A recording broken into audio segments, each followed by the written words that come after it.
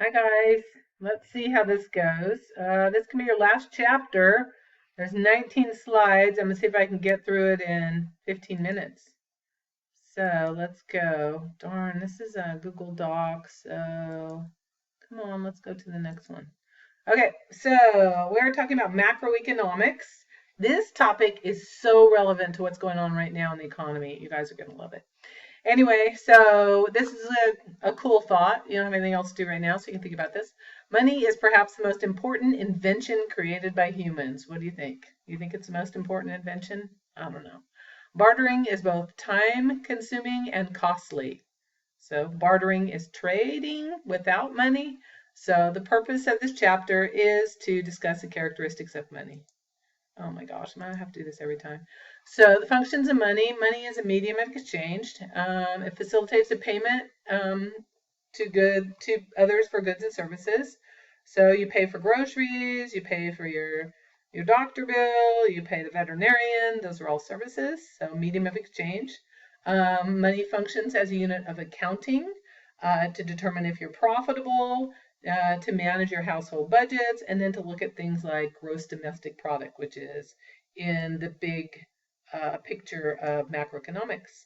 And then money also has a store of value. So it's a liquid asset that has value over time.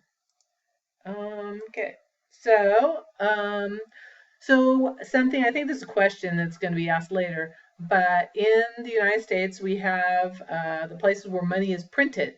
And in macroeconomics, it talks about the role of money. And the money is printed at the Federal Reserve. And so, just FYI, in our state, there's two Federal Reserve locations. One is in San Francisco, and one is in Los Angeles, and we are in the 12th Federal Reserve District. So, and we can see that. So the purpose of the Federal Reserve, this is a quiz question, I think, is to supply the economy with money, to supervise member banks. So what the Federal Reserve does is it loans money to the banks that you consider your bank. So Bank of America, Wells Fargo, Citibank, all of those banks depend on the Federal Reserve for cash because your deposits aren't enough to keep a bank rolling. So they actually borrow money from the Federal Reserve.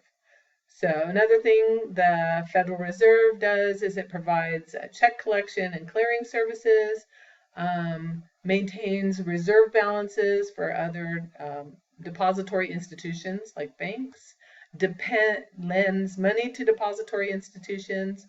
It acts as a federal government's banker and fiscal agent. And basically, the overriding purpose of the Federal Reserve is to regulate the money supply, which is really important nowadays. We've been talking about that a lot. So here's what the Federal Reserve kind of controls. So you can think about this is their tools that they have to kind of help out the economy, which we're seeing in action right now. So what the Federal Reserve can do is they require banks, that's a depository institution, a bank, they are required to maintain a specific fraction of their customers' deposits as reserves. So they have to keep a certain amount of cash on hand, so to say. And so one of the things the Fed can do is to set the reserve requirements. Okay, they can raise or lower that. So banks have the ability to give out more money. The Federal Reserve also sets what's called the discount rate. The discount rate is the interest rate that the Federal Reserve charges banks to borrow money. So when a bank has a loan for, say, building a skyscraper, they have to borrow money from the Federal Reserve and they get an interest rate and then they jack that interest rate up a little bit, and that is how banks make money. So that is the discount rate. The Federal Reserve controls that. The other thing the Federal Reserve can do is they basically can control the money supply by buying or selling government securities. So right now, because we are afraid of entering a recession because of the COVID-19 virus, the federal government is selling bonds, and that is how we are generating money to give people checks, to expand unemployment, to give small business loans and things like that.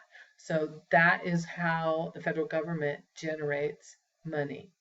The other thing that happened during the recession was, this was the newest one, was this idea of quantitative easing.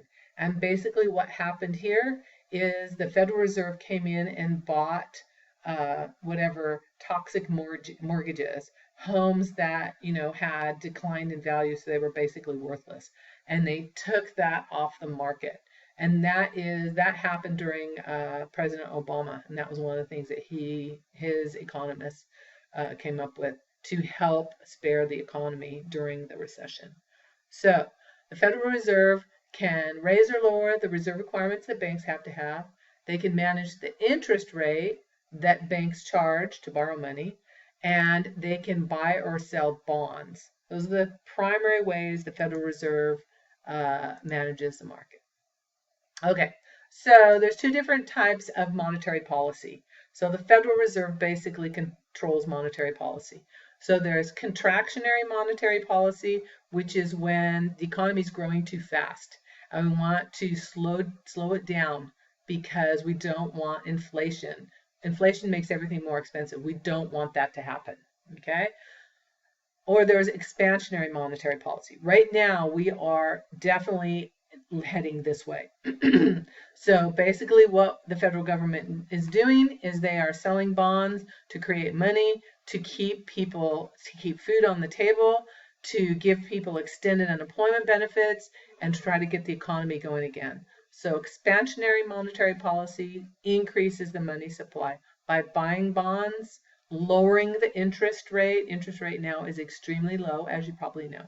Contractionary monetary policy controls inflation. Okay. Oh gosh, I don't know if you can see some of that, kind of got off the screen.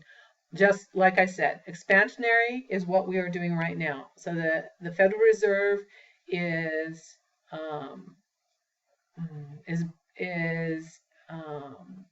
expanding the amount of money available in the marketplace. They're lowering interest rates, and they are lowering the required reserves that banks have to keep on hand, so that banks are able to give loans out more easily. So contractionary monetary policy, interest rate goes up, Federal Reserve raises bank requirements, and we I don't get this one quite as well as I should, but anyway, I got the other ones pretty well. Okay, moving on. So the demand for money, when we think about what money is used for, so if you just think about how money is used, transactions demand for money to pay normal expenditures, like we talked about a little bit earlier. Precautionary demand for money is when you save money, your savings. So that's in case of a rainy day, or you have trouble with a job or something. That's precautionary demand for money. And then speculative demand for money is when you are investing money. So a lot of times people will buy and sell mutual funds, or it's in the stock market, and that is speculative demand for money, as you might imagine.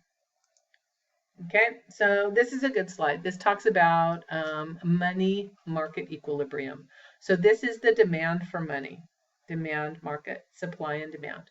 So the price of money is interest rate. So a high interest rate, there's not going to be very much money demanded. Okay, right? We just go to the demand curve and drop down. When interest rate is low, down here by 0, there's a big demand for money. Okay, and when money is easily available, that encourages people to spend money and encourages businesses to expand. So this direct vertical line here is the money supply. So where money supply and demand intersect is market equilibrium, and that is where interest rates are established. So the interest rate occurs where the demand and supply curve intersect. Big takeaway here is the demand for money is the price of money is the interest rate. Okay, so fiscal policy, make sure you get that in your vocabulary. Fiscal policy has to do with taxation. So a couple different options for taxation. This one, automatic fiscal policy instruments, basically is a tax that automatically increases every year. So if a policymaker, which is a lawyer basically, or a lobbying group, or Congress, probably Congress, enacts a tax, and every year interest or tax rates are scheduled to increase, that's automatic fiscal policy. Discretionary fiscal policy is where Congress passes a law or passes legislation that requires a new tax or raises taxes on something. Okay, so discretionary is done by Congress. Automatic, it was set by Congress a while back and it just automatically increases. So this slide is interesting because you're going to see this happen again, unfortunately. So receipts is money coming into the Federal Reserve, and believe it or not, this red line is pretty much generated by people paying income tax. So the biggest single contribution to the Federal Reserve is when you pay your income tax, which if you work, you have that taken out of your paycheck all the time. Every week you get a paycheck, you have your federal withholding tax taken out of that. And that's what creates this red line here. So the blue line is expenditures. That's the government spending money. So if you look at this time frame right in here, this was about 2009. That was when we were in the recession. And if you remember, that was a time of huge unemployment. So we had a lot of people out of jobs, not paying very much in terms of income tax because they didn't have any income to pay tax on. So you have a big disparity. And unfortunately, I have a strong feeling we are headed for that again because of the COVID-19 virus and because of the precautions that we have taken have incurred. Many people have lost their jobs. And so you have no job, you have no ability to pay income tax. You're not making any income, so you're not paying any income tax. So we will see this disparity again. And that is when we get into a recession. A recession is characterized by high unemployment. Okay, so fiscal policy actions. You have expansionary fiscal policy. So expansionary fiscal policy means that, I think maybe I cut some of this off, but expansionary fiscal policy means that you are trying to stimulate the economy.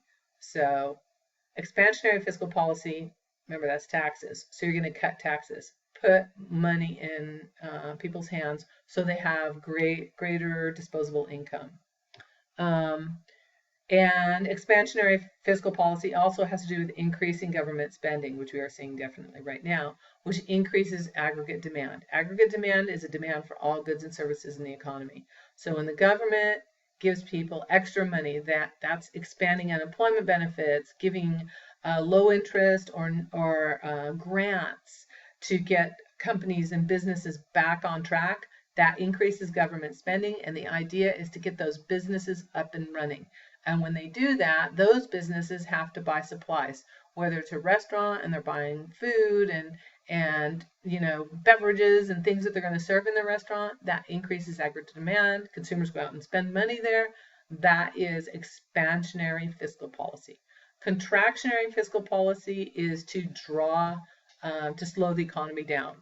And that is characterized by increased taxes, which decreases your disposable income. Nobody wants to hear that. That's bad publicity right there. And cutting government spending.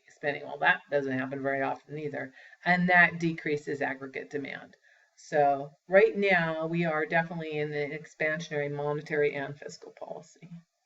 Okay, we're making good progress here. So this slide is complicated, but if you look at it real quick, we'll try to make it through. Oh my gosh, I'm not going to make it. Okay, so contractionary fiscal policy, basically this is a supply line for money, and if you raise taxes, then I don't even know how to say it. I think I'm just going to stop on this one. How many slides? I have 5 more slides. Oh, damn it. Okay, I'm signing off because I'm out of time.